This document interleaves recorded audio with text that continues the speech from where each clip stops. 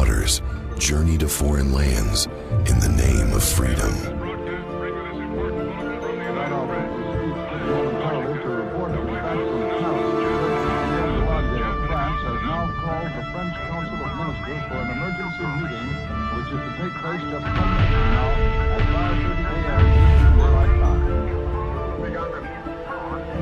Eventually, they'll come home.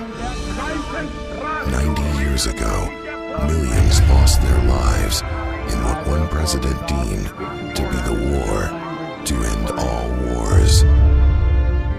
This century is a century of November.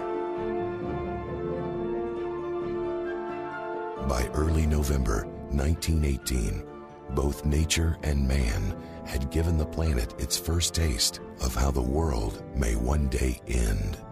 On one front, the Spanish flu pandemic is still stacking bodies that adds up to millions, while on another, the first conflict ever to be declared a world war staggers to its conclusion, having virtually wiped out a generation of Europe's young men. War is the most contemporary theme, no matter where the war is set. Why? Because wars are always the same. A Century of November was adapted for the big screen by Hollywood screenwriter Jay Wolpert. They always start with a miscalculation. We can beat them.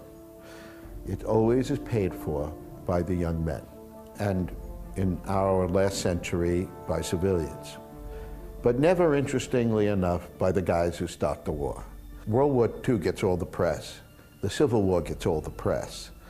But World War I was just an absolute butcher shop. At the same time, the Spanish flu is just decimating Europe and coming over to North America. Wherever you go, it's blight. And it looks like, honest to God, the judgment of God. It was that kind of time. And against this, a very simple man, a passive man, gets the news that his son in the last days of the war is dead. He feels the need to find where this happened, to just walk the places he walked. And so he decides to go over there.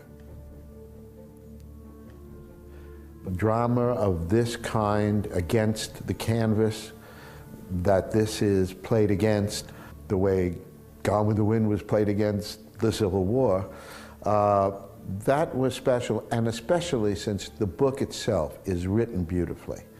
And that really was the first thing that took me. It's about war. It's about who gets left when that happens.